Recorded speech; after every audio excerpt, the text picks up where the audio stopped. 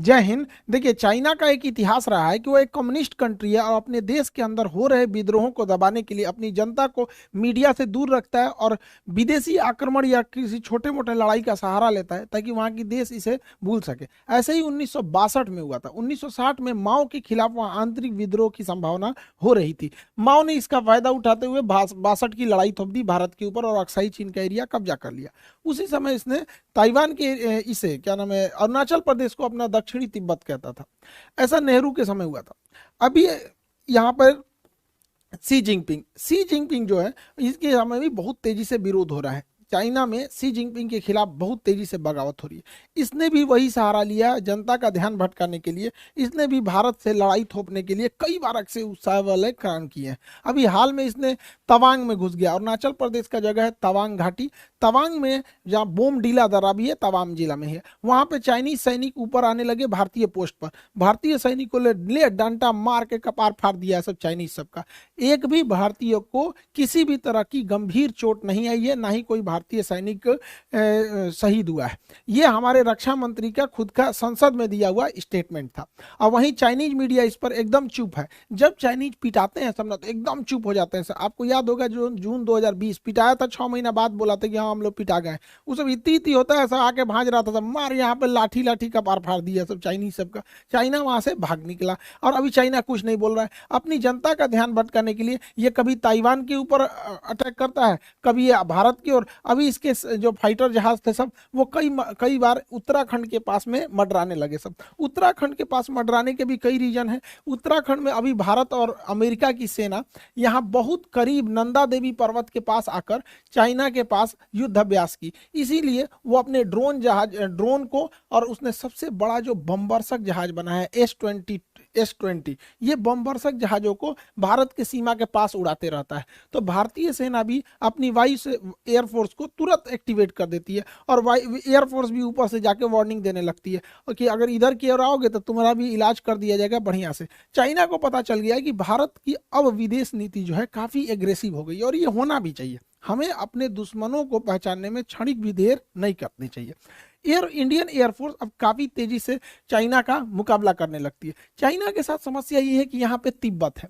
तिब्बत का पठार इतना ऊंचा है कि यहाँ पे कितना भी बेहतरीन जहाज दे दीजिए, कितना भी बेहतरीन जहाज, वो अपने फुल कैपेसिटी से नहीं उड़ सकता है क्योंकि तिब्बत के ऊपर ऑक्सीजन की मात्रा बहुत कम होती है और किसी भी जहाज हो गया उसमें ईंधन जलने के लिए ऑक्सीजन की जरूरत ज्यादा होती है। तो यहाँ कितना भी बढ़िया जहाज रहेगा, यहाँ से यहाँ आने में अपनी पूरी पावर नहीं लगा सकता है। जबकि भारत का जहाज तो इधर ही रखा हुआ है यहाँ पर, इसके लिए ज्यादा उधर नहीं है, इसी को ज्यादा दिक्कत आता है। आपको पता होगा तिब्बत और हिमालय के ऊपर से कोई कमर्शियल जहाज जाते भी नहीं है सब यहाँ पे। तो इंडियन एयरफोर्स काफी एग्रेसिव में इसमें आगे बढ़ रही है। लेकिन चाइना इसे अन्य जगहों से घेरना चाह रहा है। पाकिस्तान के सहारे घेरना चाह रहा है, इधर मलक्का के सहारे, इधर तंजानिया के सहारे, तंजानिया के साथ इधर से मलक्का को इधर से, और ऐसे चारों ओर से चाइना भारत को घेरना चाह रहा है। हालांकि भारत भी इससे अब काउंटर अटैक के मूड में आ गया है। भारत अपने वायुसेना की ताकत को लगातार बढ़ा रहा है। एयर बेसेस को भारत बढ़ाया जा रहा है। अभी गुजरात में दीसा एयरबेस का शिलान्यास किया गया। यह एयरबेस बहुत जरूरी था। दीसा एयरबेस कहाँ है उससे पहले आपको पाकिस्तान के एयरबेस का आइडिया होना चाहिए। पाकिस्तान का इधर का एरिया है बलूचिस्तान, इधर उसके दुश्मन कम है अफगानिस्तान है, तो उसमें अफगानिस्तान के पास कोई उतना टेक्नोलॉजी ही नहीं है और उसका ज्यादातर एयरबेस अगर आप देखेंगे तो ये भारत की ओर मिलेगा। ये उसने पाक ऑक्युपाइड कश्मीर है, पीओके पे कब्जा कर लिया यहाँ पे। अब यहाँ अगर आप ध्यान देंगे तो ये पाकिस्तान के बहुत सारे एयरबेस है, जिसमें एक तो यहाँ शहबाज एयरबेस इसका बहुत प्रसिद्ध है। यहाँ F-16 जहाजें रहती हैं। शहबाज एयरबेस, सुकूर एयरबेस, यहाँ पर मीरपुर एयरबेस, ये 3 एयरबेस पाकिस्तान के बहुत ही फ्रंट लाइन की एयरबेस है भारत को आगे की ओर काउंटर करने के लिए। और एक कश्मीर के पास में आया स्कार्दू एयरबेस। ये एग्जाम में क्वेश्चन पूछते हो भैया स्कार्दू एयरबेस कहाँ, पीओके में ही है स्कार्दू। तो कुछ जगह जो है ना करंट में जब फेमस हो जाते हैं तो उससे कुछ क्वेश्चन पूछता है, इसलिए याद रखने आता है। तो यहाँ मीरपुर एयरबेस, सुकूर एयरबेस और यहाँ शहबाज एयरबेस, यहाँ पर इन एयरबेस से भारत में अंदर तक हमला किया जा सकता था। इसको काउंटर करने के लिए जोधपुर में फलोड़ी एयरबेस था, गुजरात के कच्छ में नलिया एयरबेस था। तो ये यहाँ से इसे काउंटर किया जा सकता था, लेकिन अभी पीएम मोदी ने यहाँ पर एक दीसा एयरबेस का उद्घाटन किया। दीसा एयरबेस जो है अब यहाँ से और अंदर तक काउंटर अटैक किया जा सकता है। तो ये एयरबेस भारत के लिए बहुत जरूरी है, क्योंकि हमको हर तरह से काउंटर अटैक के लिए रेडी रहना है, क्योंकि चाइना लगातार पाकिस्तान को सपोर्ट करते जा रहा है। तो ये एयरबेस जरूरी है। भारत अब अपने जितने भी एयरबेस हैं उसको, उसमें जो जहाज़ों को रखने के लिए बंकर है उसे अब नए मॉडल से अपग्रेड कर रहा है। उसका नाम है next generation harden aircraft shelter. ये इतने मजबूत होते हैं कि रनवे के बाद जहाज को अगर इसमें ले आ देते हैं तो इसके ऊपर 1000 किलो का भी बम गिरा दिया जाता है ना, इसको कोई असर नहीं होता है। इसकी टेस्टिंग हो चुकी है। देखिए ये जहाज इसी के अंदर था, ये जहाज इसके अंदर था, इसको रख के तोड़ा है सब, ये ऊपर वाला ब्लास्ट हो गया है, जहाज चुपचाप निकल के चला गया। तो ये भारत इसको बहुत तेजी से अपने हर एक एयरबेस में इसको ला रहा है, ताकि जहाज जो है एयरबेस पे भी सेफ रह सके, ताकि युद्ध की स्थिति में काउंटर अटैक किया जा सके।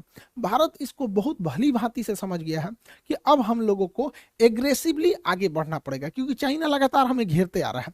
इसलिए भारत ने अपने यहाँ, ये तो हो गया अफगानिस्तान के लोगों को भारत से बहुत लगाव रहता है। तो भारत में रिलेशन अच्छा है, लेकिन पीओके कब्जा करने की वजह से डायरेक्ट कनेक्शन नहीं है। यहाँ पर है आपका तजाकिस्तान।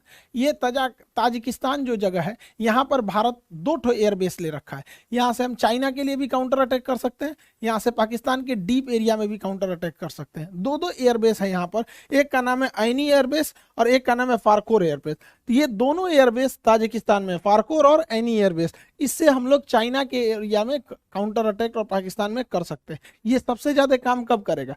चाइना यहाँ पे सड़क बना रहा है CPEC, China Pakistan economic corridor. इसको इधर से तो अटैक करता ही हो सकता है, इस एयरबेस के थ्रू यहाँ से भी अटैक किया जा सकता है। इसलिए भारत को अब रेडी रहना है, क्योंकि चाइना में अगर ज्यादा विवाद होगा तो पक्का किसी ना किसी से उलझेगा। तो उधर या तो उलझेगा ताइवान से, नहीं तो इधर उलझेगा भारत से। इसलिए सतर्क रहना है। हम लोग के लिए भी एक तरह का ये लिटमस टेस्ट है। हालांकि भारत बहुत तेजी से अपने कदम आगे बढ़ा रहा है, लेकिन चाइना का सोच क्या है? वो सिल्क रूट के माध्यम से भारत को घेरना चाह रहा है। लेकिन चाइना की टेंशन क्या है?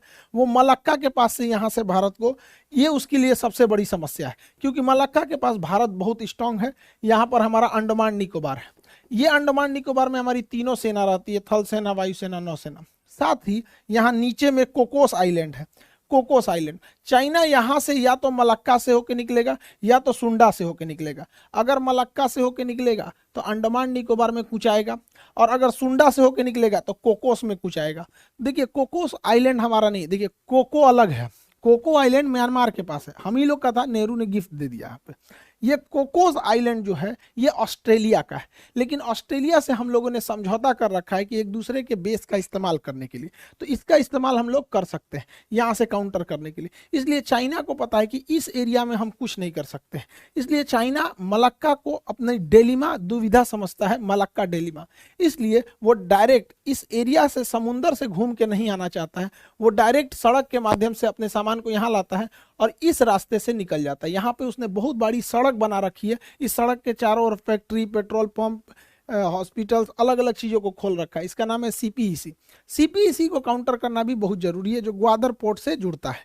यहाँ पर सीपीईसी के लिए यहाँ पर हमको ऐनी एयरबेस और फारखोर एयरबेस यहाँ से काउंटर कर देंगे, और यहाँ ईरान का चाबहार बंदरगाह हम इसे काउंटर करके आइसोलेट कर सकते हैं। इसलिए रेडी रहने के लिए जरूरी है। हालांकि भारत के पास इसके अलावा भी बहुत सारी संभावना है। यहाँ पर चाइना इतना तेजी से एक्सपांड किया कि अफ्रीका का देश है जिबूती में इसने अपना एक सैन्य अड्डा ले लिया। अब जिबूती समुद्र का इतना पतला रास्ता है कि अगर यहाँ स्वेज नहर से कोई भी जहाज यूरोप से आएगी तो उसे जिबूती से जाना ही पड़ेगा, और जिबूती पे उसने एक भाड़े पे सैन्य अड्डा ले लिया है यहाँ पे। लेकिन अच्छी बात यह है कि जहां इसने सैन्य अड्डा लिया है वहां से थोड़ी ही दूरी पर फ्रांस का भी सैन्य अड्डा है, और हमारा और फ्रांस का समझौता है कि हम एक दूसरे के सैन्य अड्डे का इस्तेमाल कर सकते हैं। तो यहाँ ये पैसा दे के सैन्य अड्डा ले रहा है, भारत वहाँ ऐसे ही पहुंच सकता है। इसके अलावा जरूरी है भारत सरकार को कि यहाँ पे यमन में अभी अशांति फैली हुई है। यमन का यह सोकोत्रा आइलैंड भारत के लिए एक वरदान साबित होगा, क्योंकि अगर हमारा सोकोत्रा आइलैंड पर अब अगर प्रेजेंस बन गया तो यहाँ से हम ग्वादर बंदरगाह को काउंटर कर सकते हैं, यहाँ से हम जिबूती को काउंटर कर सकते हैं, और यहाँ से हमारी सप्लाई लाइन को भी कोई नहीं रोक सकता है। लेकिन अभी यमन के सोकोत्रा आइलैंड पर किसी का ध्यान नहीं गया है। यहाँ पे करना चाहिए, सरकार को आगे बढ़ना चाहिए।